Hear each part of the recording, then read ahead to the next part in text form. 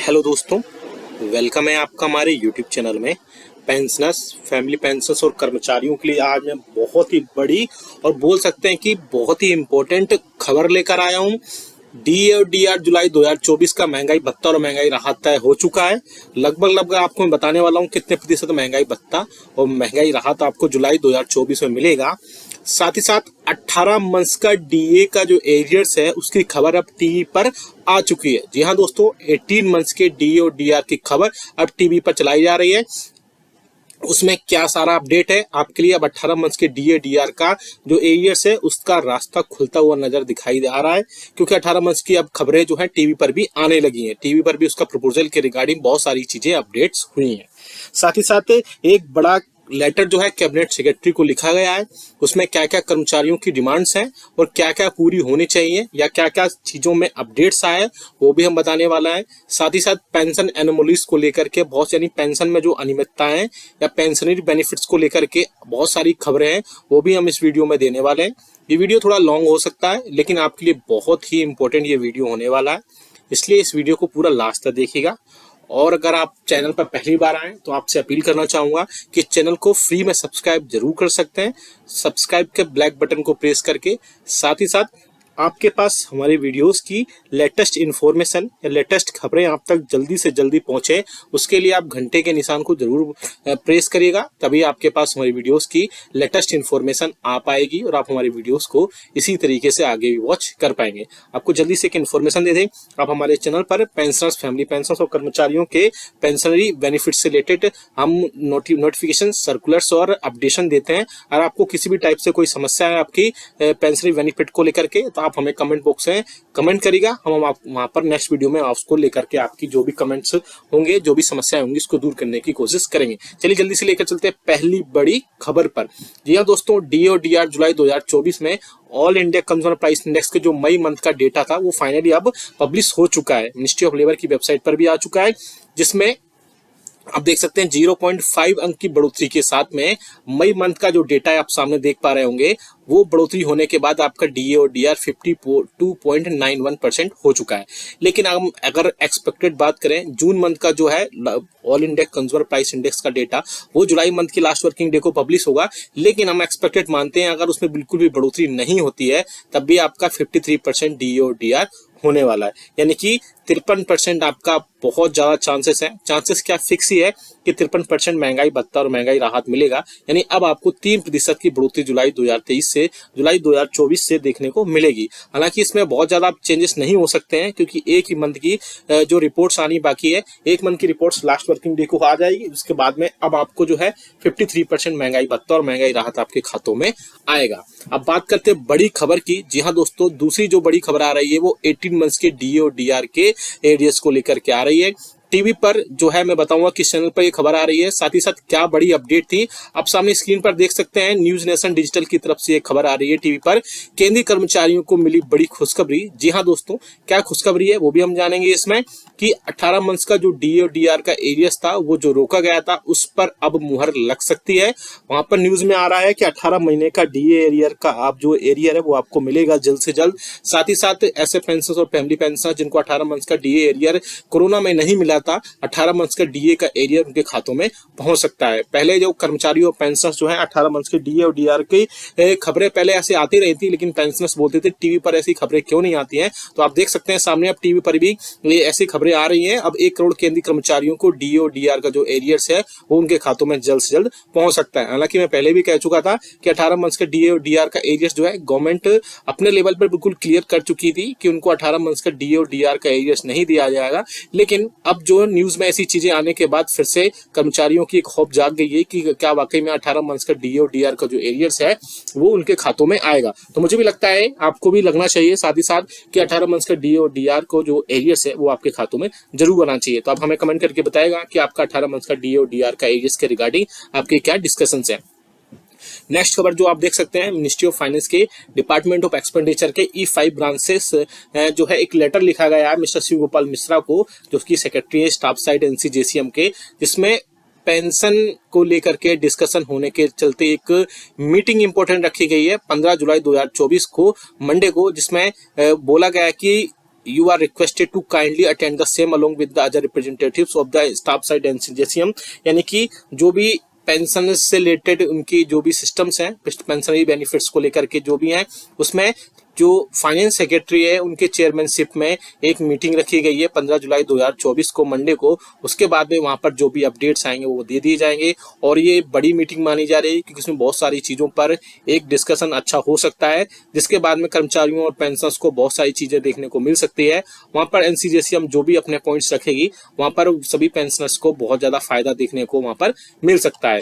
Next खबर आ रही है, आप देख सकते हैं confederation of central government employees and worker की तरफ से कैबिनेट सेक्रेटरी को जो है कैबिनेट सेक्रेटरीट के वहां पर उनको एक लेटर लिखा गया है जिसमें उनकी कई सारे चार्टर ऑफ डिमांड्स सौंपी गई हैं, जहां पर उनको बोला गया है कि confederation of central government employees and workers है वो वहां पर कई सारे चार्टर डिमांड्स सौंप रहा है, जिसमें से कौन कौन सी चीजें वहां पर पूरी होनी चाहिए। आप देख सकते हैं कौन कौन सी वो डिमांड्स हैं, जिसमें साथ ही साथ उन डिमांड्स में कॉपी टू में फाइनेंस सेक्रेटरी जो कि मिनिस्ट्री ऑफ फाइनेंस के है उनको कॉपी किया गया है, यानी उनको भी एड्रेस किया गया है कि वो सारी चीजें वहां तक पहुंचे।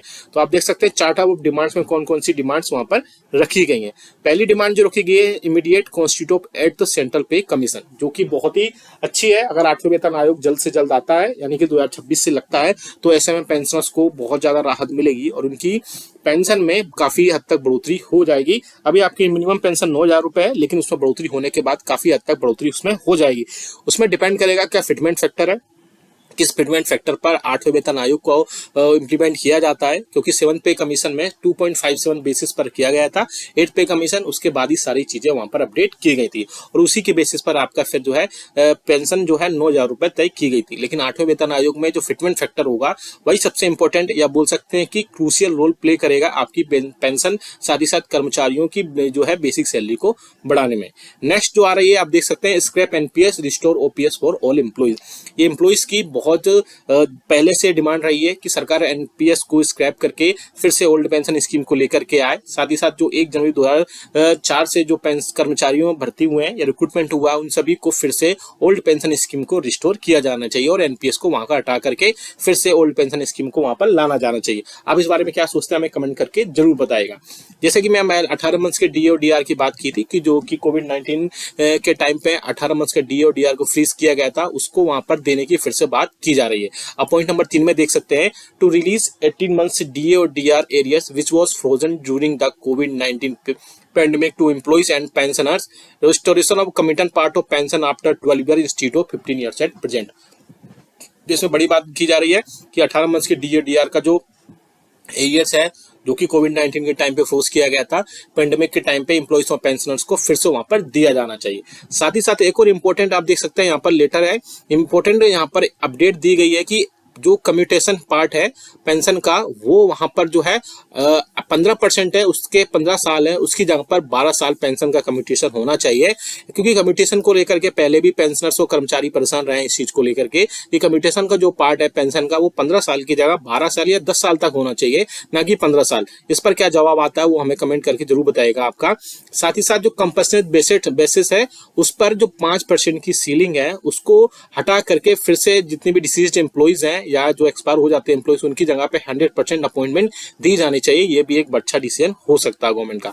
आगे वाले पॉइंट नंबर 5 पे आप देख सकते हैं fill up all vacant post of all cadres in departments, stop outsourcing and contractualisation in government departments. तो आप देख सकते हैं कि जो वैकेंसी जितनी भी खाली है सारे कैडर्स में डिपार्टमेंट्स में उन सबको वहां पर भर्ती की जानी चाहिए। आगे आप देख सकते हैं इसमें फेडरेशंस और यूनियंस को लेकर भी कई सारे अपडेट दिए गए हैं। साथ ही साथ जो कैजुअल एम्प्लॉइज है उनको, कॉन्ट्रेक्चुअल लेबर्स है, जीडीएस एम्प्लॉइज हैं उनको भी इक्वल पे के पर सारी चीजें रखी जानी चाहिए, जो कि ऑटोनोमस बॉडीज के सेंट्रल गवर्नमेंट एम्प्लॉइज में जो भी सारी चीजें वहां पर अलाउंसेस और भत्तेस वगैरह जो सारे उनकी बेसिक वगैरह होती है उन सबको चीजें वहां पर की जानी चाहिए। तो 7 बड़े इसमें चीजें हैं, 7 बड़े डिमांड्स हैं कर्मचारियों की, जो कि एसोसिएशन और फेडरेशन लगातार सरकार से इसमें बातचीत कर रहे हैं। तो आप हमें कमेंट करके बताएगा कि आपको इनमें से सबसे पहले कौन सी डिमांड पूरी होती दिखाई दे रही है, या फिर आपके हिसाब से इनमें से कौन सी डिमांड सबसे पहले पूरी होनी चाहिए। इसके अलावा पेंशनर्स के लिए 18 मंथ्स का डीए और डीआर के रास्ते अभी काफी खुल सकते हैं, क्योंकि अभी बजट सेशन स्टार्ट हुआ है। तो बजट सेशन में जो है सभी लोगों ने अपने अपने प्रपोजल से गवर्नमेंट को भेजे हैं। अब देखते हैं मिनिस्ट्री ऑफ फाइनेंस की तरफ से या वित्त मंत्रालय की तरफ से क्या क्या चीजों पर अपडेशन मिलता है, साथ ही क्या क्या चीजों पर, इन सारी चीजों पर आप हमें कमेंट करके बताएगा कि कौन कौन सी चीजों पर अब आगे इसमें चीजें ऐड हो सकती हैं। ये वीडियो अच्छा लगा तो लाइक। वेलकम है आपका हमारे यूट्यूब चैनल में। पेंशनर्स, फैमिली पेंशनर्स और कर्मचारियों के लिए उनके फिक्स्ड मेडिकल अलाउंसेस, साथ ही साथ पेंशनर्स के और फैमिली पेंशनर्स के उनकी पेंशन में एरियर्स को लेकर के एक बहुत बड़ा अपडेट देने वाला हूं। एक इंपॉर्टेंट लेटर भारत सरकार के वित्त मंत्रालय के व्यय विभाग के केंद्रीय पेंशन लेखा आयोग यानी कि गवर्नमेंट ऑफ इंडिया के मिनिस्ट्री ऑफ फाइनेंस के डिपार्टमेंट ऑफ एक्सपेंडिचर के सेंट्रल पेंशन अकाउंटिंग ऑफिस की तरफ से एक इंपॉर्टेंट ऑफिस मेमोरेंडम जारी कर दिया गया है। जी हाँ दोस्तों, जिससे कि आपकी फिक्स्ड मेडिकल अलाउंसेस और आपकी जो पेंशन में एरियर के इम्प्लीमेंटेशन से रिलेटेड एक बहुत ही बड़ी मीटिंग हुई, जो कि मीटिंग होने के बाद में वहां पर बहुत सारे चीफ कंट्रोलर आए पेंशन के और बहुत सारी चीजें उसमें डील हुई, तो जिससे पेंशन आपके खातों तक सही पहुंचे, आपके एरियर्स आपको टाइम पर मिले, और इसके अलावा और भी कई सारी चीजों पर डिस्कशन हुआ। पूरा डिटेल में जानेंगे हम। सामने आप नोटिफिकेशन भी देख रहे होंगे जो कि मैंने बताया किसकी तरफ से जारी किया गया है, साथ ही साथ और उस मीटिंग में क्या क्या हुआ, कौन कौन से डिसीजन लिए गए आपके वेलफेयर से रिलेटेड या आपके बहुत सारी चीजों से रिलेटेड, वो भी हम इस वीडियो में बात करेंगे। इसके अलावा आपके बहुत सारे पेंशन ऐसे हैं जिनको अभी पता ही नहीं है कि उनकी पेंशन में बहुत सारे एरियर्स जुड़ने होते हैं या बहुत सारे एरियर्स उनको मिलने होते हैं। तो उसी के रिगार्डिंग हम बात करेंगे कि वो कौन कौन से अपने सारे डॉक्यूमेंटेशन करके अपना एरियर्स ले सकते हैं और कौन कौन से पेंशन के एरियर्स के अलावा फिक्स्ड मेडिकल अलाउंसेस पर भी बहुत सारी चीजें हो सकती हैं। एक बड़ी वर्चुअल मीटिंग हुई जिसमें कई सारे लोग इकट्ठा हुए और उसमें एक मीटिंग जो ही वो चीफ कंट्रोलर हैं पेंशन डिपार्टमेंट्स के चेयरपर्सन के रूप में उनको लिया गया, और उस मीटिंग में कई सारी चीजों पर बात की गई, जिसमें पेंशन के जो एरियर्स हैं जो पीएओ की तरफ से सीपीएओ लेवल पर जारी किए जाते हैं, उन सब पर भी वहां पर बात हुई, जो कि आप नोटिफिकेशन सामने देख सकते हैं। पूरा डिटेल में जानेंगे, वीडियो थोड़ा बड़ा हो जाएगा लेकिन आप पूरा डिटेल में जानेगा, सारी चीजें डिटेल में जानेंगे। बने रहिए आप हमारे चैनल पर। इसी तरीके से आपसे एक अपील करना चाहूंगा कि आप अगर हमारे चैनल अभी तक फ्री में सब्सक्राइब नहीं किया है तो चैनल को फ्री में सब्सक्राइब जरूर कर लीजिए। सब्सक्राइब के ब्लैक बटन को प्रेस करके साथ ही साथ आप हमारे वीडियोस की लेटेस्ट इन्फॉर्मेशन और लेटेस्ट अपडेट्स के लिए घंटे के निशान को प्रेस करना बिल्कुल मत भूलेगा, तभी आपके पास हमारी वीडियोस की लेटेस्ट अपडेट्स आ पाएंगी और आप हमारी वीडियोस को इसी तरीके से आगे भी वॉच कर पाएंगे। आपको इन्फॉर्मेशन के लिए एक अपडेट दे दूं, पेंशनर्स और फैमिली पेंशन से रिलेटेड, हमारे वेलफेयर से रिलेटेड हमारे चैनल पर कर्मचारियों और पेंशनर्स के जितने भी डाउट्स होते हैं, चाहे वो पेंशन बेनिफिट्स हो या फिर अदर बेनिफिट्स हो, उनसे रिलेटेड अगर आपको कोई डाउट है तो हमें कमेंट बॉक्स में कमेंट करिएगा। हम नेक्स्ट वीडियो में उनको वहां पर अपडेट करने के लिए पूरी जो भी इंफॉर्मेशन होगी वो उनको अपडेट कर देंगे। सामने आप एक नोटिफिकेशन देख पा रहे हैं, चलो जल्दी से देख लेते हैं, फिर बाद में और भी इंफॉर्मेशन है वो भी देखेंगे और इस मीटिंग में क्या क्या हुआ। आप देख सकते हैं ऑफिस मेमोरेंडम जारी किया गया है मिनिस्ट्री ऑफ फाइनेंस के डिपार्टमेंट ऑफ एक्सपेंडिचर की तरफ से, जिसमें आप देख सकते हैं सब्जेक्ट में implementation of arrear of pension and fixed medical allowances, यानी आपके फिक्स्ड मेडिकल अलाउंसेस और पेंशन के जो एरियर्स हैं उसके इम्प्लीमेंटेशन को लेके ये सर्कुलर जारी किया गया है। साथ ही साथ उसमें जो मीटिंग हुई, जो बैठक हुई, उसमें क्या चीजें वो भी हम बताएंगे। आप देख सकते हैं यहाँ पर a virtual meeting on the aforementioned subject was conveyed on under the chairperson of chief controller pension. जैसे कि मैंने आपको बताया कि आपकी जो चेयरपर्सन थे उस मीटिंग में वो चीफ कंट्रोलर थे पेंशन के। इसके अलावा और भी कई सारी चीजें हुई जिसमें इन पर बहुत सारी चीजों पर अपडेशन दिया गया। क्या क्या चीजें हुई वो हम जानेंगे इस वीडियो में। 60 लाख पेंशन धारकों के लिए खुशखबरी, एरियर्स और फिक्स मेडिकल अलाउंसेस को लेकर बड़ा तोहफा जारी। आपको बता दूं कि पेंशन धारकों के ईपीपीएफ में फिक्स्ड मेडिकल अलाउंसेस और एरियर्स का कॉलम ना रहने से उनको समझ में नहीं आता था कि उनको कितना एरियर मिला है, कितना मिलने वाला है। साथ ही साथ उनको यही नहीं पता चलता था कि फिक्स्ड मेडिकल अलाउंसेस या उनके जो एरियर्स हैं उनकी क्या सिचुएशन है, क्या है। इस समस्या को, पेंशन धारकों की इस समस्या को केंद्र सरकार ने अब निजात कर दिया है। इसमें हम बात करेंगे पेंशन धारकों की अब नहीं होगी सुविधा, ईपीपीओ में क्या क्या शामिल किया जाएगा, बैठक में क्या क्या निर्णय लिए गए, इस तारीख तक सिस्टम में बदलाव करना है यानी किस तारीख तक सारी चीजों से बदलाव करना है। साथ ही साथ मैनुअल जो प्रक्रिया है उससे भी वहां पर एक बड़ी निजात मिलेगी, वो भी हम यहाँ पर देखेंगे। वित्त मंत्रालय के डिपार्टमेंट ऑफ एक्सपेंडिचर के अंतर्गत सीपीएओ के द्वारा 65 लाख पेंशन धारकों के लिए शानदार तोहफा जारी कर दिया गया है। अब पेंशन भोगियों के ईपीपीएफओ में फिक्स मेडिकल अलाउंसेस और एरियर का कॉलम भी जुड़ेगा, जिससे पेंशन और फैमिली पेंशन को बहुत ज्यादा राहत वहां पर मिले। और इसके अलावा अब पेंशन धारकों को नहीं होगी सुविधा, क्या क्या सुविधा नहीं होगी वो भी हम जानेंगे यहाँ पर। इसके माध्यम से पेंशन भोगी अपने फिक्स्ड मेडिकल अलाउंसेस और एरियर की जानकारी कुछ सेकंडों में प्राप्त कर सकते हैं। सीपीएओ द्वारा सभी पेंशन भुगतान करने वाले बैंकों के सीपीसीसी के प्रमुख हेड को आदेश दिया गया है कि वे अपने सिस्टम को इस प्रकार से अपग्रेड कर लें ताकि पेंशन धारकों को किसी भी तरह की सुविधा ना हो। तो आप देख सकते हैं कि आपके लिए जितने भी वहां पर बाकी चीजें होती है उन सब चीजों के लिए सीपीसीसी को एक इंपॉर्टेंट अपडेट दिया गया है, यानी सीपीसीसी हेड यानी आपके पेंशन के हेड्स को सभी एक इंपॉर्टेंट अपडेट दे दिया गया है। इसके तहत उनको बोला गया है कि आपकी जो भी उनके सिस्टम है उसको अपग्रेड किया जाए, साथ ही साथ अपग्रेड करने के बाद वहां पर सारी चीजें पेंशन को बताई जाएं, जिससे पेंशन धारकों को कोई भी सुविधा वहां पर कोई भी असुविधा का वहां न हो और पेंशन को चंद सेकंड्स में सारी चीजें मिल सके। ईपीपीओ में क्या क्या शामिल किया गया है वो भी आप देख सकते हैं। सीपीएओ ने बताया कि भविष्य में पेंशन धारकों के फिक्स्ड मेडिकल अलाउंसेस और उनके एरियर के जुड़े सभी केस, जो भी कितने भी केस होंगे सारे, यानी जो भी इश्यूज होंगे डिजिटली रूप में भेजे जाएंगे। अब पेंशन धारकों के ईपीपीओ में फिक्स मेडिकल अलाउंसेस और एरियर का कॉलम रहेगा, जिससे पेंशन भोगी इन बातों से अवगत रहेंगे। अभी तक आपको पता है कि जितने भी आपकी सीपीएओ से सारी चीजें आती है उनमें आपके मेडिकल अलाउंसेस और जो भी एरियर्स होते हैं उनका डिजिटली रूप में आपको भेजे जाएंगे। इससे पहले ये होता था कि वो सारी चीजें वहां पर ऐड होकर नहीं आती थी, जिससे पेंशन धारकों को बहुत ज्यादा या पेंशन को फैमिली पेंशन को बहुत ज्यादा दिक्कतों का सामना करना पड़ता था। अब ये सारी चीजें नहीं होंगी और फिक्स मेडिकल अलाउंसेस और एरियर्स का कॉलम आ जाएगा, जिससे सारी, और इसके अलावा सीपीएओ आपके जितने भी केस होंगे वो सारी चीजें टैली करेंगे और टैली करने के बाद वहां पर आपको सारी चीजें एक ही साथ वहां पर ली जाएंगी। इसके अलावा सीपीएओ द्वारा ने 6 मई 2024 को एक सर्कुलर जारी किया, जो कि मैं पहले दिखा चुका हूं। इस मामले में एक बैठक भी हो चुकी है और इस बैठक में क्या क्या निर्णय लिया गया वो भी हम देखेंगे इसमें। इस बैठक में पेंशन एरियर और फिक्स्ड मेडिकल अलाउंसेस को लेकर एक बहुत ही डिटेल्ड डिस्कशन किया गया और उसके बाद ये निर्णय लिया गया कि इन्हें ईपीपीओ में शामिल कर दिया जाए, ताकि पेंशन भोगियों को पेंशन के सारी चीजें उनको अवगत हो सके, उनको कितना एरियर मिलता है, कितना मिलने वाला है, कितना फिक्स्ड मेडिकल अलाउंसेस बढ़ रहा है और भी एरियर्स कितना है और भी बाकी सारी चीजें जो हैं वो सारी चीजें उस सर्कुलर में मैंने आपको बताया। जो सर्कुलर मैंने पहले मिनिस्ट्री ऑफ फाइनेंस का डिपार्टमेंट ऑफ एक्सपेंडिचर का बताया था उसमें ये सारी चीजें वहां पर मेंशन की गई थी। अगर आप भी उसको डाउनलोड करना चाहते हैं तो कमेंट बॉक्स से यस लिखिएगा, वहां से सीधा डाउनलोड कर पाएंगे। और भी चीजें हैं उसमें वो भी डिटेल में मैं बताऊंगा। इस तारीख तक सिस्टम में करना है बदलाव।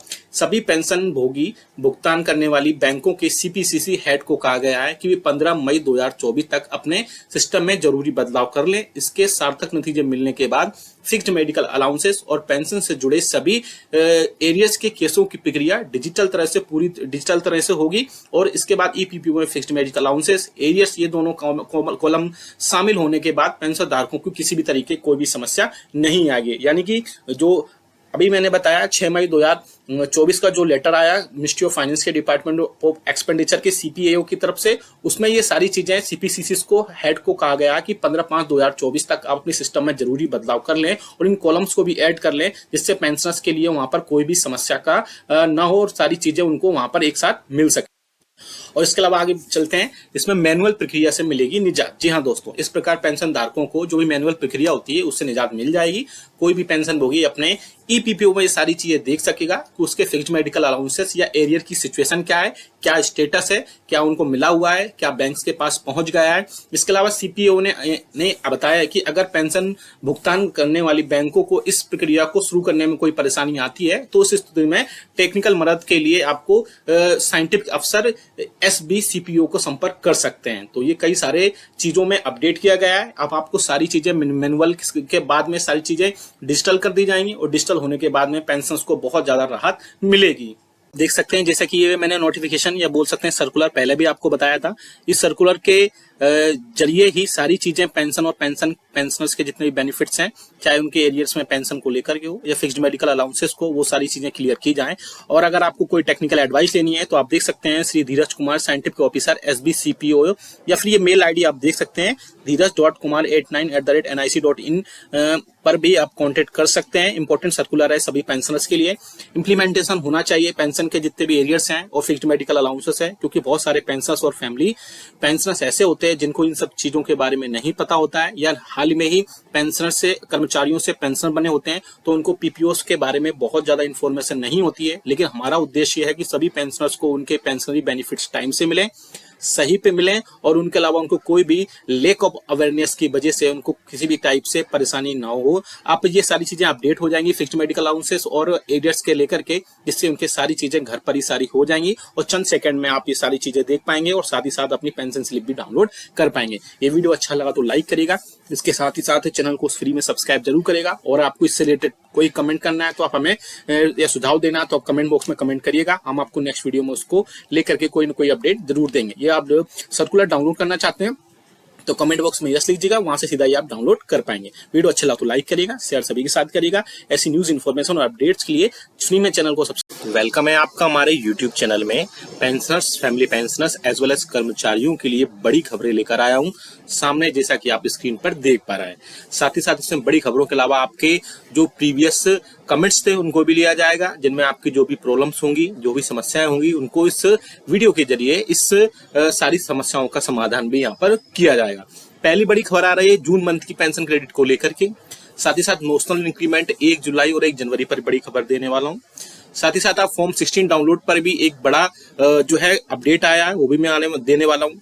चौथी खबर है आपके कि जुलाई में आपके बेसिक में 3% का इंक्रीमेंट होने वाला है।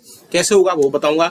साथ ही साथ पांचवी जो बड़ी खबर है वो फैमिली पेंशन में बढ़ोतरी को लेकर के, फैमिली पेंशन पर एक बड़ी अपडेट में दूंगा, इसलिए पूरे वीडियो को लास्ट तक देखिएगा। और अगर चैनल पर पहली बार आए, मैं अपने व्यूवर्स से एक अपील करना चाहूंगा, हमारे चैनल को प्लीज सब्सक्राइब जरूर करिएगा। हम बहुत ही इन्फॉर्मेशन, अच्छी इन्फॉर्मेशन और अपडेशन के साथ इन्फॉर्मेशन देते हैं। चैनल को फ्री में सब्सक्राइब जरूर करिएगा, सब्सक्राइब के ब्लैक बटन को प्रेस करके। साथ ही साथ आप हमारे वीडियोस की लेटेस्ट इन्फॉर्मेशन के लिए आपको घंटे के निशान को यानी कि बेल आइकन को प्रेस जरूर करना है, बेल आइकन को जरूर दबाना है, तभी आपके पास हमारी वीडियोस की लेटेस्ट इन्फॉर्मेशन, लेटेस्ट अपडेट्स आप तक आ पाएंगी और आप हमारे वीडियोस को आगे इसी तरीके से आगे भी वॉच कर पाएंगे। चलिए सीधा लेकर चलते हैं। और इसके अलावा एक और हम बात इन्फॉर्मेशन दे दें आपको, अगर आपकी पेंशन या पेंशन बेनिफिट से रिलेटेड कोई अगर प्रॉब्लम्स हैं तो आप हमें कमेंट बॉक्स में कमेंट करिएगा, हम नेक्स्ट वीडियो में उसको लेने की कोशिश करेंगे और आपका जो भी प्रॉब्लम्स होगी वहां पर सॉल्व करने की पूरी कोशिश की जाएगी। चलिए सीधा लेके चलते हैं पहली बड़ी खबर पर। जून मंथ की पेंशन आपके खातों में क्रेडिट हो चुकी है, तो आप हमें सबसे पहले कमेंट करके बताएगा कि आपकी जून मंथ की क्या पेंशन खातों में आ गई है। अगर नहीं आई है तो आप अपना बैंक स्टेटमेंट, या मैसेज कई बार नहीं आते हैं तो आप बैंक स्टेटमेंट चेक करिएगा, या ऑनलाइन देख सकते हैं तो ऑनलाइन जरूर चेक करिएगा कि आपकी इस मंथ की आपकी पेंशन खातों में क्रेडिट हुई है या नहीं हुई है, क्योंकि बहुत सारे मैक्सिमम पेंशनर्स की खातों में आ चुकी है। तो आप हमें कमेंट करके बताएगा कि आपकी इस मंथ की पेंशन आपके खातों में आई है या फिर नहीं आई है। अगर नहीं आई है तो वो भी हम बताएंगे क्यों नहीं आई है और क्या रीजंस उसके हो सकते हैं। अब बात करते हैं दूसरा बड़ा नोशनल इंक्रीमेंट को लेकर के। तो नोशनल इंक्रीमेंट मैं अपने प्रीवियस वीडियोस में भी कई बार बता चुका हूं, लेकिन बहुत सारे पेंशनर्स और फैमिली पेंशनर्स ऐसे होते हैं जिनको इसके बारे में जानकारी नहीं होती है और उनका एक इंक्रीमेंट का लॉस उठाना पड़ता है। बेसिकली नोशनल इंक्रीमेंट ऐसे इंक्रीमेंट को कहा जाता है, या ऐसे पेंशनर्स जो 30 जून को या 31 दिसंबर को रिटायरमेंट होते हैं, लेकिन जो उनका नेक्स्ट प्रमोशन होता है या नेक्स्ट इंक्रीमेंट होता है वो 1 जनवरी और 1 जुलाई को लगता है। तो ऐसे में उनको कई बार नोशनल इंक्रीमेंट नहीं दिया जाता है। तो जब नोशनल इंक्रीमेंट 1 जनवरी और 1 जुलाई को दिया जाता है ऐसे पेंशनर्स को, जो रिस्पेक्टिवली 30 जून और 31 दिसंबर को जो रिटायरमेंट होते हैं वहां पर उनको नेक्स्ट इंक्रीमेंट दे दिया जाता है और उसके बेसिस पर ही उनके जो पेंशनरी अदर बेनिफिट्स हैं चाहे वो ग्रेच्युटी हो, चाहे वो डीआर हो, चाहे वो उनकी बेसिक हो, क्योंकि बेसिक भी बढ़ती है 3%, तो उसके बेसिस पर सारे जो पेंशनरी बेनिफिट्स हैं वो पेंशनर्स को दिए जाते हैं। तो अगर आप भी 30 जून को रिटायरमेंट हुए हैं या 31 दिसंबर को रिटायरमेंट हुए हैं, तो आप अपने डिपार्टमेंट को या अपने ऑफिस को कहिए कि आप उनका नोशनल इंक्रीमेंट लगाएं और उनको एक एक्स्ट्रा बढ़ा हुआ इंक्रीमेंट को प्रोवाइड करें। अगर आप ये सब कार्रवाई कैसे करनी है डिटेल में, नोशनल इंक्रीमेंट कैसे लगवाना है, क्या एप्लीकेशन लिखनी है, कौन सा फॉर्म फिल करना है, अगर वो आप चाहते हैं तो कमेंट बॉक्स में यस लिखिएगा। हम आपको वहां पर एक पूरा डिटेल्ड वीडियो बना देंगे जिसमें नोशनल इंक्रीमेंट के बारे में सारी जानकारी दी गई होगी और वहां से आप एक्स्ट्रा इंक्रीमेंट डाउनलोड कर सकते हैं। एक्स्ट्रा इंक्रीमेंट आप वहां से ले पाएंगे, जिससे आपके और भी सारे जो बेनिफिट्स हैं उसमें भी आपको सीधा सीधा फायदा मिल पाएगा। बात करते हैं तीसरी बड़ी खबर की, तो अब जो है आपका फॉर्म 16 डाउनलोड कर सकते हैं। जो स्पर्श के पेंशनर्स हैं वो स्पर्श से सीधा डाउनलोड कर सकते हैं और जो अलग मिनिस्ट्री से डिपार्टमेंट के पेंशनर्स हैं वो वहां से भी अपना फॉर्म 16 डाउनलोड कर सकते हैं। इवन जो एम्प्लॉइज हैं, सर्विंग एम्प्लॉइज हैं, वो भी अपने ऑफिस से, जहां भी डीडीओ आपका होता है, कैश डिपार्टमेंट्स होता है, वहां से जाकर के अपना फॉर्म 16 वहां से ले सकते हैं और सारी चीजें उसमें अपडेशन करवा सकते हैं। अगली बड़ी खबर की तरफ चले। अगली बड़ी खबर आ रही है जुलाई में बेसिक में इन 3% की बेसिक में इंक्रीज होने वाली है। बेसिकली आप सभी को पता है कि अब all India consumer price index का डेटा जो है आने वाला है, लास्ट वर्किंग डे को आ जाएगा और जैसे ये आ जाएगा तो उसके बाद में आपका जुलाई मंथ का जो all India consumer price index का डेटा है वो कंफर्म हो जाएगा और अब आपको जो है 3% महंगाई भत्ता और महंगाई राहत के मिलने के पूरे चांसेस यहाँ पर दिख रहे हैं। जुलाई से 3% आपका फिर से बढ़ोतरी हो जाएगा और बढ़ोतरी होने के साथ ही अब यहाँ पर 53 से 54% तक महंगाई भत्ता और महंगाई राहत जा सकता है। हालांकि अभी एक मंथ का और all India consumer price index का डेटा आएगा, जैसे वो आएगा तो आपका कंफर्म हो जाएगा डीए और डीआर किनको कितना प्रतिशत मिलने वाला है। हालांकि मुझे जो लगता है कि 3% तक ही इस बार बढ़ने वाला है, क्योंकि all India consumer price index का जो डेटा है उसके बेसिस पर बढ़ोतरी इस बार ज्यादा नहीं हुई है और बढ़ोतरी नहीं होने के चलते आपको 3% महंगाई भत्ता और महंगाई राहत यहाँ पर मिलेगा। तो जुलाई में 3% महंगाई भत्ता के चलते आपकी सारी जो डेटा है वो 3% तक उसमें बढ़ोतरी हो सकती है। अब बात करते हैं फैमिली पेंशन की। ऐसे पेंशनर्स जिसमें पेंशनर्स की डेथ हो चुकी है और उसके बाद उनकी जो नॉमिनीज हैं यानी उनकी वाइफ हैं, उनकी भी उस सिचुएशन में अगर डेथ हो चुकी है तो अब आपको, अगर आप उनके लड़के हैं और लड़कियां हैं, दोनों अलग अलग सिचुएशन में पेंशन मिल सकती है। ऐसे बहुत सारे लोग होते हैं जिनको लड़कियां ये सोचती हैं, महिलाएं ये सोचती है कि उनको पेमेंट नहीं मिलती है, उनको फैमिली पेंशन नहीं मिलती है। तो ऐसा बिल्कुल नहीं है। आप अगर जो है आपने अगर अभी तक शादी नहीं हुई है या आप विडो हैं या फिर आप डाइवोर्सी हैं तो आप अपनी फैमिली पेंशन के लिए एलिजिबल हैं, अपनी फैमिली के लिए, अपने पेरेंट्स के लिए, और वो आप ले सकते हैं। इवन जो लड़के भी हैं अगर वो कुछ नहीं करते हैं और 25 साल से कम की एज है तो वहां पर भी वो फैमिली पेंशन के लिए अप्लाई कर सकते हैं। लेकिन सिचुएशन यही होनी चाहिए कि पेंशनर्स और उसकी वाइफ वहां पर डेथ उनकी होनी चाहिए। अगर वो डेथ हो गई है तो आप अपनी पेंशन के लिए फिर से अपने ऑफिस या डिपार्टमेंट में संपर्क करिए और वहां से आप अपना जो है आपका इसमें सारी जो अपडेट फॉर्म फिल करिए और आपको फैमिली पेंशन वहां पर स्टार्ट हो जाएगी। आप अगर चाहते हैं कि हम इस पर एक डिटेल वीडियो बनाएं तो कमेंट बॉक्स में यस लीजिएगा। हम फैमिली पेंशन आपको कैसी मिले उस पर भी वहां पर बात कर सकते हैं। अब बात करते हैं ऐसे पेंशनर्स की जिनकी एज 80 ईयर्स हो गई है लेकिन अभी तक उनको एडिशनल पेंशन खातों में नहीं दी गई है।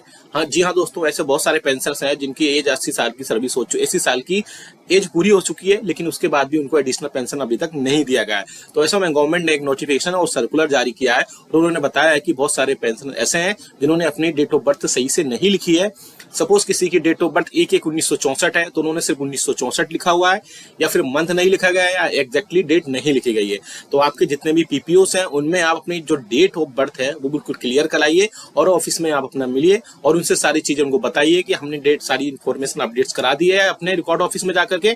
उसके बाद से अब आपकी पेंशन में जो एडिशनल जो 20% की वृद्धि होती है वो वहां पर हो जाएगी और 20% बढ़ोतरी होने के बाद में वहां पर जो आपकी बेसिक पेंशन में काफी हद तक बढ़ोतरी देखने को मिलेगी। तो ऐसे अभी बहुत सारे पेंशनर्स हैं जिन्होंने 80 साल की एज पूरी कर ली है लेकिन उनको जो है फाइनली एडिशनल पेंशन का फायदा अभी तक नहीं पहुंच पाया और आपने वहां पर इन्फॉर्म भी करना होता है। आप इन्फॉर्म करेंगे अपने रिकॉर्ड ऑफिस में जाकर के, सारे फॉर्म फिलअप करेंगे, सारी जो भी फॉर्मेलिटीज होती हैं वो सारी चेकअप करेंगे।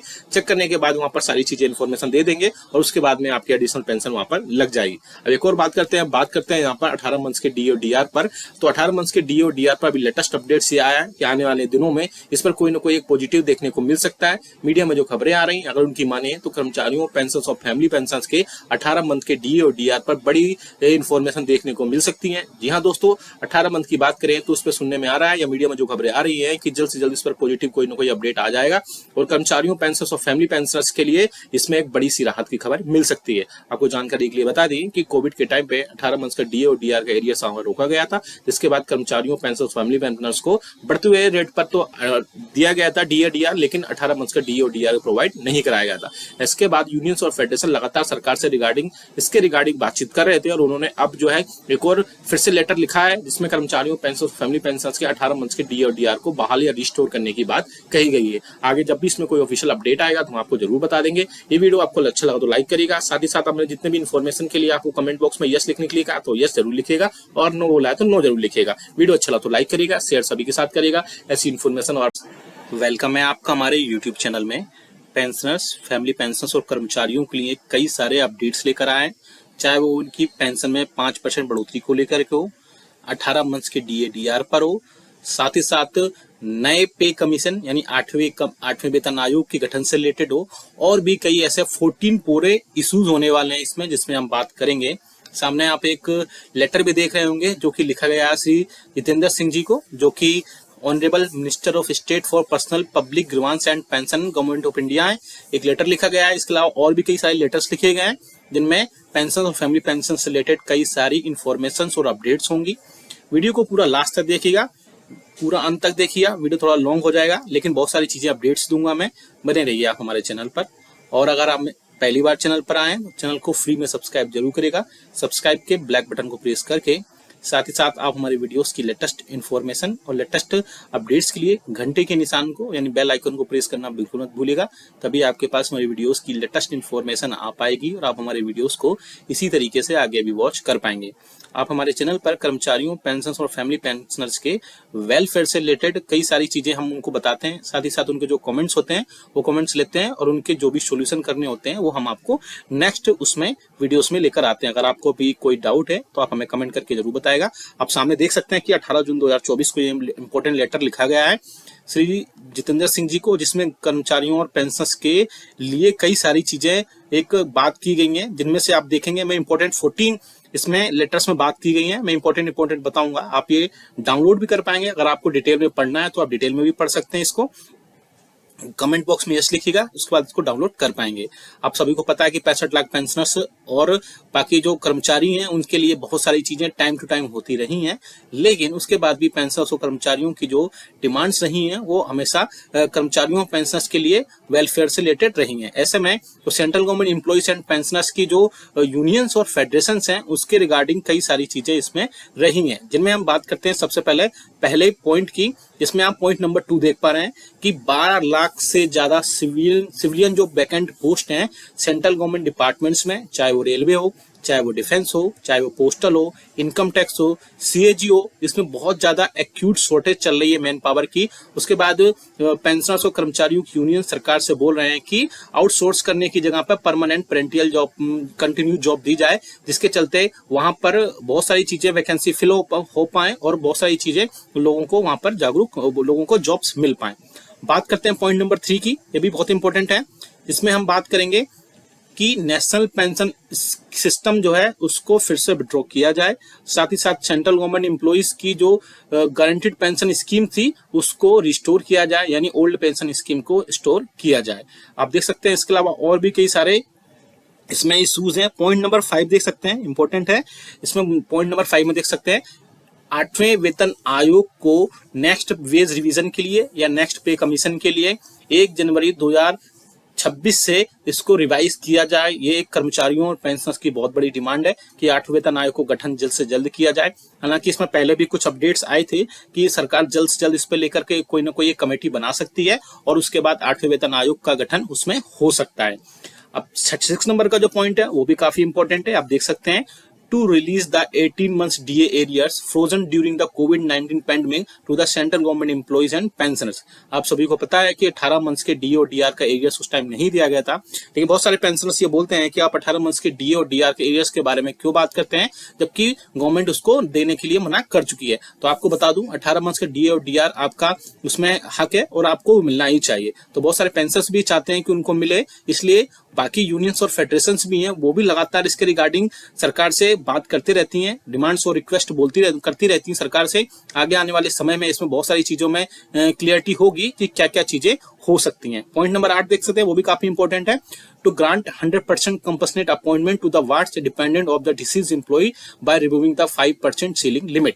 आप सभी को पता है कि कंपनसेट जो अपॉइंटमेंट है वो 5% की सीमित लिमिट है, लेकिन यूनियंस और फेडरेशन सरकार से बोल रहे हैं कि उनको 100% कंपनसेट अपॉइंटमेंट देना चाहिए, जो भी उनके डिपेंडेंट, जो भी डिसीज्ड एम्प्लॉइज के डिपेंडेंट्स हैं, और उनको 5% सीलिंग से हटा करके 100% सीलिंग होनी चाहिए। इसके अलावा आप देख सकते हैं पॉइंट नंबर 10 काफी इंपॉर्टेंट है, जो आपकी कम्यूटेड पेंशन से रिलेटेड है।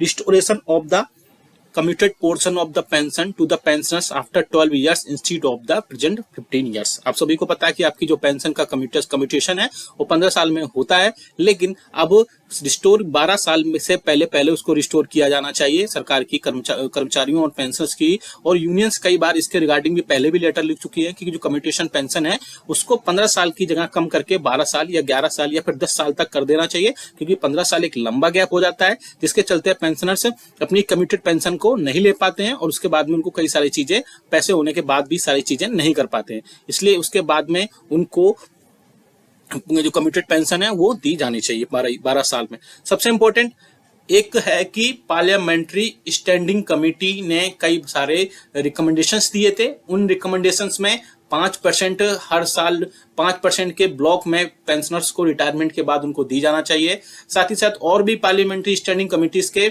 और ministry of health and welfare के कई सारे और भी जो रिकमेंडेशंस थे उसमें सीजीएचएस भी शामिल था, हॉस्पिटल्स भी शामिल थे, और इसके अलावा 5% जो है उनको पेंशन में बढ़ोतरी का भी दिया गया था। तो उसी के रिगार्डिंग पॉइंट नंबर 11 आप देख सकते हैं 11 नंबर पर, implementation of the recommendation of parliamentary standing committee to enhance the pension of the pensioners by 5% once in 5 years from the date of retirement। यानी आप देख सकते हैं कि जो भी पेंशनर्स हैं रिटायरमेंट के बाद में उनकी बेसिक पेंशन में हर 5 साल के ब्लॉक में 5% की बढ़ोतरी की जानी चाहिए। जैसे 60 से 65 साल के बीच में 5% की, यानी 65 साल की अगर एज पूरी कर लेता है कोई पेंशनर तो 5% की बेसिक पेंशन में उसकी बढ़ोतरी कर देनी चाहिए। 65 से 70 के बीच में 70 साल का जैसे ही पेंशन होगा तो 5% की फिर से बढ़ोतरी कर देनी चाहिए। हालांकि पार्लियामेंट्री स्टैंडिंग कमेटी इसके रिकमेंडेशन भी किए थे बहुत सारी चीजों पे, अभी उनका इम्प्लीमेंटेशन होना इसमें अभी बाकी रह गया है। पॉइंट नंबर 13 देख सकते हैं, to establish CGHS wellness center in the district as recommended by the parliamentary standing committee of the Ministry of Health, and also to strengthen the CGHS by impelling more multi-specialty hospital and also revising the rates regularly। यानी जो parliamentary standing committee थी और ministry of health and welfare थे उसने suggestions दिए थे कि जितने भी सीजीएचएस के वेलनेस सेंटर है उसमें मल्टी स्पेशलिटी हॉस्पिटल को और ज्यादा इम्पैनल्ड किया जाए। साथ ही साथ जो रिवीजन जो रेट्स हैं उसके उनको रेगुलर बेसिस पर रिवाइज किया जाए, जिससे सीजीएचएस के जो रेट्स अभी काफी कम है इस टाइम पे और पेंशनर्स को ऐसा लगता है, लेकिन और भी चीजें हैं उसमें, अगर उनको उनकी रिवाइजिंग टाइम टू टाइम होती रहे जिससे कि उनको और भी कई सारी चीजों का फायदा मिल सके। इसके अलावा restoration of the railway employees railway concession given to the senior citizens which was suspended during the कोविड-19 पैंडेमिक। यानी कि जो सीनियर सिटीजन्स हैं या पेंशनर्स कह लो, उनके लिए जो रेलवे के कंसेशंस थे वो कोविड के टाइम पे सस्पेंड कर दिए गए थे। साथ ही साथ उनको बोला जा रहा है कि ये सब चीजों को फिर से रिस्टोर किया जाए। इसके अलावा पेंशनर्स के लिए, कर्मचारियों के लिए इसमें कई और भी सारी चीजें हैं जिनको मैं रीड अभी नहीं किया है क्योंकि वो ज्यादा इंपॉर्टेंट नहीं थी। मैंने मोस्टली जो पेंशन से रिलेटेड चीजें थी वही इसमें डिटेल बात की है। आपको क्या लगता है कि इनमें से कौन कौन सी डिमांड्स, कौन कौन सी रिक्वेस्ट सरकार पूरी कर सकती है और सबसे पहले कौन कौन सी रिक्वेस्ट सरकार को पूरी करना चाहिए? आप ये नोटिफिकेशन भी डाउनलोड कर सकते हैं।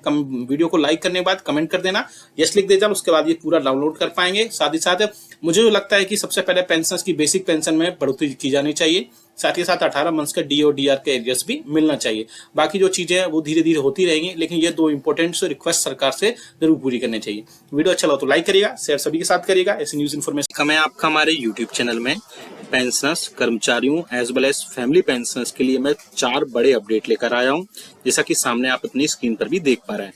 पहला बड़ा अपडेट है, पेंशनर्स को जुलाई मंथ में बड़ा एरियर्स मिलने वाला है। किन किन पेंशनर्स को मिलेगा, क्या है उसका प्रोसीजर, वो भी हम बताएंगे। साथ ही साथ जुलाई मंथ के डी और डीआर पर all India consumer price index का डेटा अभी तक नहीं आया है।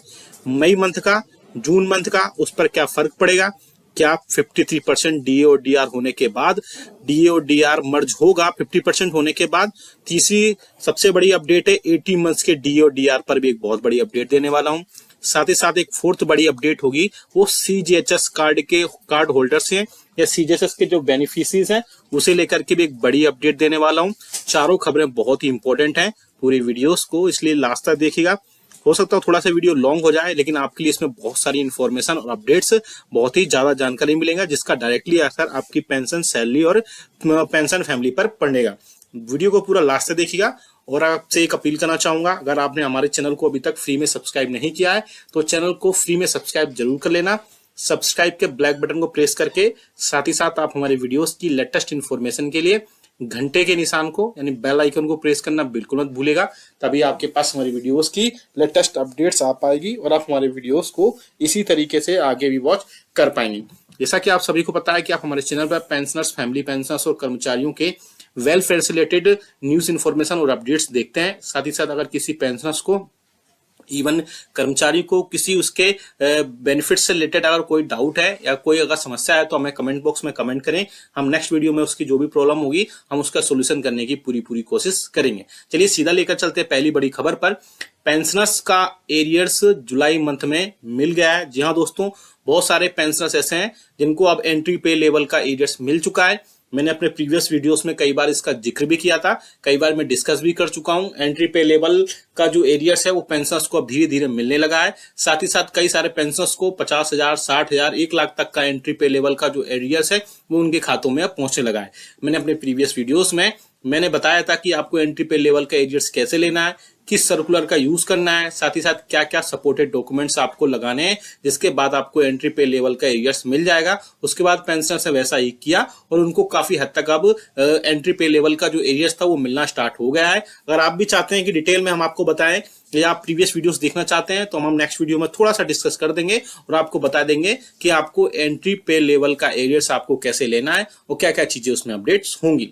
अब बात करते हैं दूसरी बड़ी खबर पर। इसमें 53% अब डीए डीआर होने के पूरे पूंछे चांसेस हैं, लेकिन अभी all India consumer price index का डेटा फिर से रुक गया है। जैसे कि फरवरी, मार्च और अप्रैल मंथ्स में all India consumer price index का डेटा नहीं पब्लिश किया गया था। उसके बाद अब मीडिया में और सोशल मीडिया में ऐसी खबरें आने लगी थी कि गवर्नमेंट डीए और डीआर को मर्ज कर सकती है 50% के बाद में। अब फिर से, लेकिन उसके बाद गवर्नमेंट ने जैसे ही कोड ऑफ कंडक्ट वापस लिया गया उसके बाद में कर्मचारियों, पेंशनर्स और फैमिली पेंशनर्स का जो डीए और डीआर होता है उसको फिर से अपडेट कर दिया गया और उसमें बाद फिर से अब डीए डीआर आने लगा, उसके डेटा पब्लिश कर दिया गया। लेकिन अब फिर से जो all India consumer price index का डेटा है वो रोक दिया गया है। तो अब फिर से ऐसी बातें होने लगी हैं कि क्या सरकार इसको मर्ज करने वाली है। साथ ही साथ कर्मचारियों, पेंशनर्स और फैमिली पेंशनर्स के जो डीए और डीआर होगा उसमें क्या अपडेट होगा। लेकिन मैं आपको पहले ही बता देता हूं कि अभी कुछ दिन में ये चीजें क्लियर हो जाएंगी। All India consumer price index का जो डेटा है वो पब्लिश कर दिया जाएगा। साथ ही साथ कर्मचारियों का जो डेटा होगा उसमें डेटा के बेसिस पे ही आपका जुलाई मंथ का और आपका डीए और डीआर उसमें तय किया जाएगा। मोस्ट प्रोबेबली चांसेस है 53% है, फिर भी अगर इसमें डेटा में बहुत ज्यादा चेंजेस होते हैं तो ज्यादा से ज्यादा ये 54% तक जा सकता है, इससे ऊपर ये नहीं जाएगा। अब बात करते हैं 18 मंथ्स के डीए और डीआर पर क्या बड़ा अपडेट आया है। बेसिकली 18 मंथ्स के डीए और डीआर पर एक बड़ा अपडेट ये आया है कि भारतीय प्रतिरक्षा मजदूर संघ की तरफ से एक इंपॉर्टेंट लेटर जारी किया गया है, देख सकते हैं आप, फाइनेंस मिनिस्टर को, जिसमें कोविड के टाइम का जो डीएनएस अलाउंसेस का जो एरियर्स था वो रोका गया था, उसको देने की बात फिर से की जा रही है, जिसमें रिक्वेस्ट की गई है। आप सब्जेक्ट में भी देख सकते हैं, request for review of decision on DNS allowances arrears for Covid period. आप देख सकते हैं जिसमें ये लोकसभा सेशन में भी कई बार इसमें कम्युनिकेटेड किया गया। साथ ही साथ सेंट्रल गवर्नमेंट एम्प्लॉइज और पेंशनर्स की यूनियंस ने भी 18 मंथ्स के डीए और डीआर को जो रोका गया था कोविड के टाइम पे उसको देने की बात कही है। उसमें ये लेटर में ये भी बोला है कि जो हमारा देश है, नेशन है, ग्रेजुअली रिकवर कर रहा है हमारे पैंडेमिक से। उसके बाद में अब हमारी इकोनॉमी काफी हद तक स्ट्रांग हो चुकी है, जिसके चलते कर्मचारियों और पेंशनर्स ने कोविड के टाइम में, कर्मचारियों ने कोविड टाइम में बहुत अच्छा काम किया था और उसके बाद उन सबका जो है अब जो डीए और डीआर है उसको उनका जो भी कंट्रीब्यूट था उसको डीए डीआर के रूप में उनको मिलना चाहिए। इसके अलावा यूनियन और पेंशनर्स की एसोसिएशन भी सरकार से एक बार बोल चुकी हैं, कई बार बोल चुकी हैं कि सरकार जो है नेगोशिएशंस या सेटलमेंट की सिचुएशन में आना चाहिए, जिससे अगर एक बार गवर्नमेंट डीए और डीआर नहीं दे सकती एक बार में तो 3 से 4 अलग अलग इंस्टॉलमेंट में वो उनको प्रोवाइड करा सकती है। आगे बात करते हैं नेक्स्ट खबर की, जो कि आ रही है सीजीएचएस के कार्ड्स को लेकर के। ये सीजीएचएस के जो यूज करते हैं बेनिफिशियरीज उनको लेकर के आप देख सकते हैं सामने सीजीएचएस के न्यू रूल्स आ गए हैं। इसमें केंद्रीय कर्मचारियों और पेंशनर्स को ऑनलाइन करना होगा सीजीएचएस कार्ड के लिए अप्लाई। सरकार ने इसमें नियम बदल दिए हैं। क्या नियम बदले गए हैं वो भी आप देख सकते हैं। सीजीएचएस में अप्लाई करने के नियम बदल गए हैं।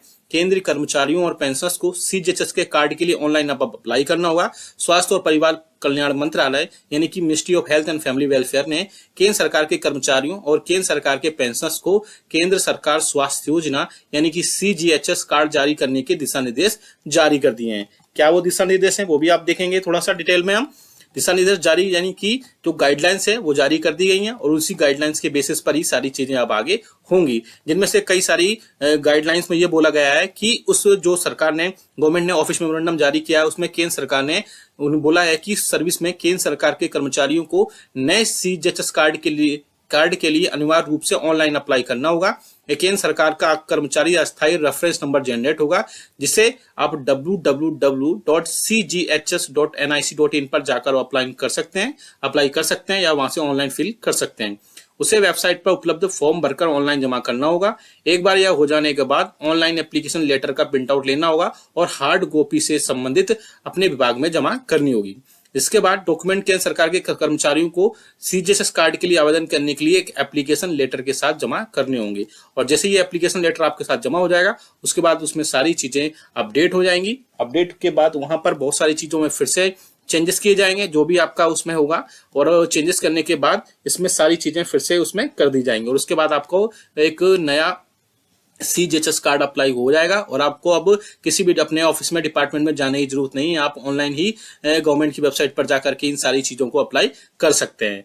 आपने देखा यहाँ पे मैंने 3 से 4 बड़ी अपडेट बताई जिनमें 18 मंथ्स के डीआर का एरियर आपको मिलना चाहिए। हालांकि बहुत सारे पेंशनर्स ये बोलते हैं कि गवर्नमेंट जब 18 मंथ्स का डीए और डीआर का एरियर के लिए मना कर चुकी है तो फिर आप बार बार इसको क्यों बोलते हैं। बेसिकली बता दूंगा 18 मंथ्स के डीए और डीआर आपको मिलना चाहिए। बहुत सारे पेंशनर्स भी इसके रिगार्डिंग लगातार पूछते रहते हैं कि 18 मंथ्स के डीए और डीआर के बारे में क्या चीजें चल रही है तो उसके रिगार्डिंग मैंने बताया है। आगे आने वाले दिनों में इसमें बहुत सारी चीजें और भी अपडेट होंगी 18 मंथ्स के डीए डीआर पर, वो भी हम आपको जरूर बताएंगे। आप हमें कमेंट करके जरूर बताएगा कि आपके हिसाब से 18 मंथ्स के डीए डीआर पर कितना आपको पैसे बनते हैं या फिर आपको उनको 18 मंथ्स का डीए और डीआर आपको मिलना चाहिए नहीं मिलना चाहिए। वीडियो अच्छा लगा तो लाइक करेगा, शेयर सभी के साथ करेगा। ऐसी न्यूज इन्फॉर्मेशन अपडेट्स के लिए आप हमारे चैनल को भी फ्री में सब्सक्राइब कर लेगा। मिलते हैं आपको नेक्स्ट वीडियो में।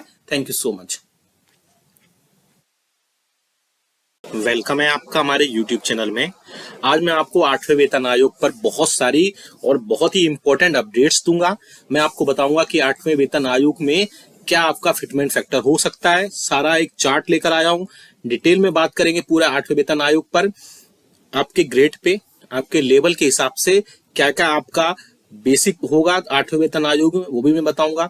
क्या फिटमेंट फैक्टर हो सकता है वो भी मैं बताऊंगा। साथ ही साथ 4th, 5th, 6th और 7th पे कमीशन में कितने % की हाइक हुई आपकी, क्या फिटमेंट फैक्टर रहा, कितनी मिनिमम बेसिक सैलरी थी, कितनी मिनिमम बेसिक पेंशन थी, उस पर भी बात करेंगे और जानेंगे कि 8वें वेतन आयोग का जो प्रपोजल है वो गवर्नमेंट कब तक दे सकती है, कब तक लागू हो सकता है, क्या सारे इसमें अपडेट्स होंगे। यानी एक ही वीडियो में आपके 8वें वेतन आयोग पर यानी कि 8th CPC पर सारे अपडेट्स मिल जाएंगे। साथ ही साथ आप अपनी बेसिक पेंशन और बेसिक सैलरी भी देख पाएंगे अगर 8वां वेतन आयोग जिस हिसाब से लागू हो सकता है।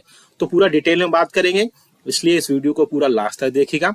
और अगर चैनल पर पहली बार आए तो चैनल को फ्री में सब्सक्राइब जरूर करिएगा।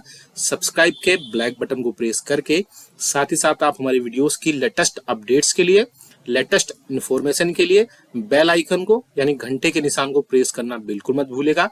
तभी आपके पास हमारी वीडियोस की लेटेस्ट अपडेट्स आ पाएगी और आप हमारे वीडियोस को इसी तरीके से आगे भी वॉच कर पाएंगे। सबसे पहले जानते हैं कि किन पे कमीशन में कितनी बढ़ोतरी हुई। थोड़ा एक रफली आइडिया लगेगा इससे कि 8th पे कमीशन में कितनी बढ़ोतरी हो सकती है। सामने एक आप चार्ट देख पा रहे हैं जिसमें 8th पे कमीशन लिखा गया है। दूसरे नंबर पे आप देख सकते हैं कितने % हाइक हुआ वो देख सकते हैं, क्या फिटमेंट फैक्टर रहा वो यहाँ पर है, साथ ही साथ कितनी मिनिमम बेसिक सैलरी थी और उसके हिसाब से यहाँ पर किस हिसाब से बढ़ोतरी हुई। तो सबसे पहले हम बात करते हैं 4th पे कमीशन की। 3rd पे कमीशन से 4th पे कमीशन में जब हम आए तो वहां पर 27.6% की टोटल बढ़ोतरी हुई बेसिक में। फिटमेंट फैक्टर वहां पर नहीं था और मिनिमम बेसिक सैलरी उसके बाद हुई 750 रुपए। अब आगे चलते हैं 5th पे कमीशन में। जब 5th पे कमीशन आया तो 31% की यहाँ पर बेसिक सैलरी में बढ़ोतरी हुई। फिटमेंट फैक्टर यहाँ भी नहीं था और बेसिक सैलरी 750 रुपए से बढ़ करके 2550 रुपए यहाँ पर हुई। अब बात करते हैं सिक्स पे कमीशन की। इसमें बढ़ोतरी हुई 54% की और यहां से अब फिटमेंट फैक्टर इंट्रोड्यूस हुआ, यानी कि 2250 रुपए में 1.876 का मल्टीप्लाई करने के बाद रफली 7000 रुपए यहाँ पर आए। यानी फिटमेंट फैक्टर ऐसा क्रूशियल रोल प्ले करता है जब आपकी बेसिक सैलरी जो भी होगी और एक फिटमेंट फैक्टर निकल कर आएगा, उसके बाद ही यहाँ पर आपकी टोटल बेसिक सैलरी या बेसिक पेंशन काउंट होगी। सपोज करिए नेक्स्ट की बात करते हैं हम, यानी कि सेवंथ पे कमीशन में 14.29% की बढ़ोतरी हुई और फिटमेंट फैक्टर अभी आपका जो प्रेजेंट में है वो 2.57 है। और बेसिक सैलरी की बात करें तो आपकी बेसिक सैलरी 18,000 रुपए और आपकी बेसिक जो पेंशन है वो 9,000 रुपए। और वो आती कैसे है, आपका जो भी प्रीवियस में 7,000 आपकी पे कमीशन में था और उसमें 2.57 का मल्टीप्लाई जब किया गया तो आप देख सकते हैं कि रफली एग्जैक्ट 18,000 नहीं आते हैं, रफली 18,000 रुपए आए, 17,500 आए तो उसको 18,000 रुपए बेसिक बनाएगा। अब बात करते हैं कि 8वें वेतन आयोग में कितने % का हाइक होगा, क्या फिटमेंट फैक्टर हो सकता है और कितनी मिनिमम बेसिक सैलरी या मिनिमम बेसिक पेंशन हो सकती है। अब हम उसकी बात करेंगे। आपने देखा यहाँ पर 4th से 5th के कमीशन में आप देख सकते हैं 31% का हाइक हुआ, 6 पे कमीशन में 54% का हाइक हुआ, 7 पे कमीशन में 14.29% का हाइक हुआ। वहीं बात करते हैं अगर 6 पे कमीशन की, उसमें फिटमेंट फैक्टर 1.86 रहा। वहीं 7 पे कमीशन की बात करते हैं, उसमें फिटमेंट फैक्टर 2.57 है जो करंटली अभी चल रहा है। अब बात करेंगे कि क्या 8वें वेतन आयोग में क्या फिटमेंट फैक्टर होना चाहिए। पहले आप भी वीडियो को रनिंग में ही कमेंट कर सकते हैं कि आपके हिसाब से कितना फिटमेंट फैक्टर होना चाहिए या कितने प्रतिशत की हाइक पेंशन और सैलरी में होने चाहिए जिससे आपकी मिनिमम बेसिक पेंशन और मिनिमम बेसिक सैलरी हो। हम पूरा डिटेल में चार्ट देखेंगे 8वें वेतन आयोग में क्या चार्ट होगा, क्या सारी अपडेट्स होंगी, वो चार्ट हम लेकर आए। आप देख सकते हैं ये चार्ट है और हम इसमें फिटमेंट फैक्टर जो है 2.528 लेकर आए। यानी फिटमेंट फैक्टर हम अगर एक्सपेक्टेड बात करते हैं इसमें कम ज्यादा भी हो सकता है, एग्जैक्ट यही भी हो सकता है। मैं आपको एक रफली आइडिया दे रहा हूँ कि फिटमेंट फैक्टर 2.28 अगर हम लेकर चलते हैं तो क्या आपका बेसिक पेंशन होगा, क्या बेसिक सैलरी होगी, ये सारी चीजें हम इस पर बात करेंगे। लेकिन सबसे पहले इस चार्ट पर, इस टेबल पर बात करने से पहले हम थोड़ा सा ये बात कर लेते हैं कि 8वें वेतन आयोग का प्रपोजल कब तक आ सकता है, क्या इसमें अपडेट्स आएंगे, वो हम यहाँ पर देख लेते हैं। सबसे पहले आप देख सकते हैं मीडिया में जो खबरें आई उन पर बात करें थोड़ा सा। 8th pay commission central government receives proposal expected to be unveiled in July 2024, यानी कि जुलाई 2024 तक सेंट्रल गवर्नमेंट एक प्रपोजल एक्सपेक्ट कर रहे हैं सेंट्रल गवर्नमेंट से। आप देख सकते हैं इसमें Central government has received a comprehensive proposal to establish the 8th Central Pay Commission (CPC), timed with the upcoming budget for 2024, expected to be unveiled in July. The proposal aims to review and revise the basic pay, allowances, pensions and other benefits for central government employees and pensioners. यानी कि जुलाई में जो budget session है, जो आने वाला budget session है, उसमें इस पर बात हो सकती है। आगे आप देख सकते हैं urgent call for the 8th pay commission. Mister Shiv Gopal Mishra, secretary of the national council staff side of joint consultative machinery यानी JCM for central government employees has urged the government to prioritise the formation of 8th CPC. In a detailed letter to the cabinet secretary, Mishra highlighted the need for this commission to address the economic challenges faced by the government employees and government pensioners. तो आप देख सकते हैं कि जो NCJCM के secretary है mister Shivgopal Mishra, उन्होंने गवर्नमेंट को एक लेटर लिखा और लेटर में 8वें वेतन आयोग को जल्द से जल्द लाने की, जल्द से जल्द फॉर्म करने की बात कही गई है, क्योंकि इकोनॉमिक जो भी चैलेंजेस हैं वो बहुत ज्यादा फेस करने पड़ रहे हैं गवर्नमेंट एम्प्लॉइज को और गवर्नमेंट पेंशनर्स को। अब बात करते हैं थोड़ा सा बैकग्राउंड की और क्या टाइमिंग हो सकती है 8वें वेतन आयोग की, उस पर भी एक बड़ी हम यहाँ पर डिस्कशन करेंगे। Traditionally, the central government commission is formed every 10 years to evaluate and recommend changes to the pay structures, allowances and benefits of central government employees, incorporating necessary adjustment for inflation. यानी कि 8वें वेतन आयोग या कोई भी पे commission होता है वो उसका एवोल्यूशन और रिकमेंडेशन किए जाते हैं, उसके वेतन भत्ते और जो भी बेनिफिट्स होते हैं सेंट्रल गवर्नमेंट एम्प्लॉइज और पेंशनर्स के, वो इन्फ्लेशन के चलते ऐसा सब किया जाता है। द 7th पे commission established by the Prime Minister on February 28, 2024 implemented its recommendation starting from 1/2016। आपको पता ही कि सातवें वेतन आयोग का गठन 28 फरवरी 2024 को किया गया था, जो कि 2014 को किया गया था, जो कि 1 जनवरी 2016 से लागू किया गया था। अब बात करते हैं सीपीसी कब से स्टार्ट हो सकता है। The 8th CPC is proposed to commence from 1 जनवरी 2026, यानी कि एक जो आपका 8वां वेतन आयोग है, एक्सपेक्टेड है कि 1 जनवरी 2026 से इसे एक्सपेक्ट किया जा रहा है। However, the government has yet to announce the formal establishment, leaving over 1 crore central government employees and pensions awaiting updates। आप देख सकते हैं कि जो सेंट्रल गवर्नमेंट के 1 करोड़ एम्प्लॉइज और पेंशनर्स है वो 8वें वेतन आयोग का इंतजार कर रहे हैं और देखना होगा कि कब तक इसमें क्या क्या चीजें अपडेट होती हैं। मोस्ट प्रोबेबली चांसेस है कि जुलाई तक इसमें कोई ना कोई अपडेट निकल कर आएगा और उसके बेसिस पर हम फिटमेंट फैक्टर के बढ़ोतरी होने के बाद कर्मचारियों, पेंशनर्स और फैमिली पेंशनर्स का 8वें वेतन आयोग का गठन हो सकता है। हम प्रोजेक्शन की बात कर रहे हैं यहाँ पर, इसमें कोई भी बढ़ोतरी या कमी हो सकती है।